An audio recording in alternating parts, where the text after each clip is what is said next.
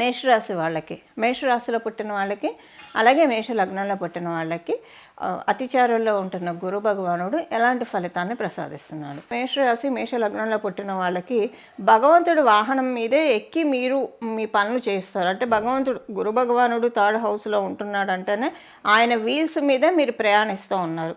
అందులో చతుర్థం, ఎటువైపు ఆయన అతిచారంలో వెళ్తున్నాడు? చతుర్థం వైపు అతిచారంలోకి వెళ్తున్నాడు. అంటే మీకు బయట బాగుంటుంది, బయట హ్యాపీనెస్ ఇంట్లోకి కూడా క్యారీ చేస్తారు. అలాగే కుటుంబంలో ఏవైనా సమస్యలు ఉంటే అవి కూడా నెమ్మదిగా సాల్వ్ అవుతున్నాయి అమ్మయ్య అన్నంత ఆనందాన్ని మీరు పొందుతారు. ప్రతిదీ కూడా చక్కబడుతూ ఉన్నాయి, ప్రతి విషయంలో కూడా మనం బయటపడుతూ ఉన్నాము అన్న ఆనందం మీ మనసులో మెదులుతుంది. ఇది ఈ గురు భగవానుడు మీకు అతిచారంలోకి వెళ్తూ ఇచ్చే ఫలితాలు. ఆరోగ్య విషయంలో మీకు ఏమైనా ఇబ్బందులు ఉంటే గత కొంతకాలంగా ఆరోగ్య విషయంలో ఇబ్బందులు లేకుండా తొలగిపోతాయి. ఒకవేళ ఆరోగ్యపరంగా ఇబ్బంది లేకపోతే మీరు ఫారెన్ వెళ్ళాలని ప్రయత్నిస్తూ అవ్వట్లేదు ఈ పనులు అనుకుంటే ఫారెన్ వెళ్ళగలుగుతారు. దాంతోపాటు మీకు ఇంకొక విషయం ఏంటంటే వృత్తిపరంగా అనుకూలతలు చాలా ఎక్కువగా ఉంటాయి.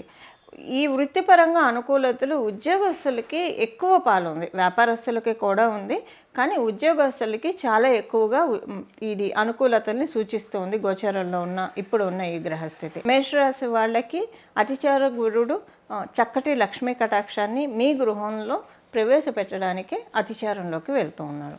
ఇవి మేషరాశి మేషలగ్నంలో పుట్టిన వాళ్ళకి అతిచార గురుడు ఇచ్చే ఫలితాలు.